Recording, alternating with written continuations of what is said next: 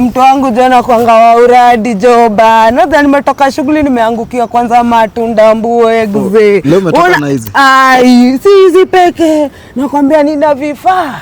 Sasa si nina vifaa zote joba. Babe, ni 96 months. Nakwambia niko na vifaa mtu yangu. Fanya aje? Hebu nishikie hivi kwanza niingie hivi ninyore ni round. Sawa. Na ubebe hizo mali vizuri. Unajua kwanza wenye hizi matunda. Wewe jua naongezwa maji Kenyatta. Acha ni round. Sawa. Teke babe.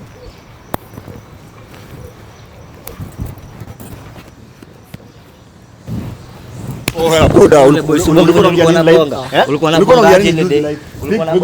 Piga ngumi kwanza, piga ingine magoti. Leta hizi, shika hii. Boda, unajua?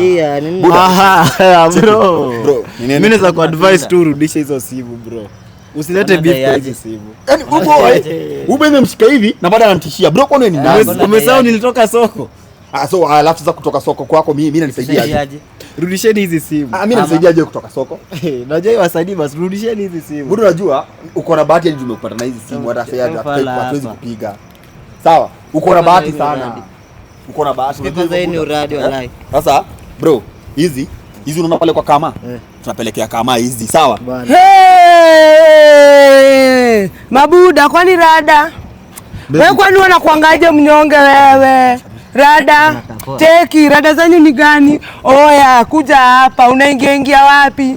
Unajua nimeacha wasewa wako ICU wanaongezwa maji mnachukua burungo zangu.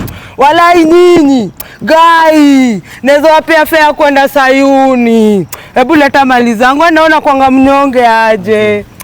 Nilikuwa nagoje. Wewe ni mnyonge aje mtu yangu, unatishiwaje unatii? Nilikuwa nagoje kuja. Ai. Wewe sifai kwa na mtu mnyonge kaa wewe. Watu wenye hizi tenjwa kwa ICU. Walai.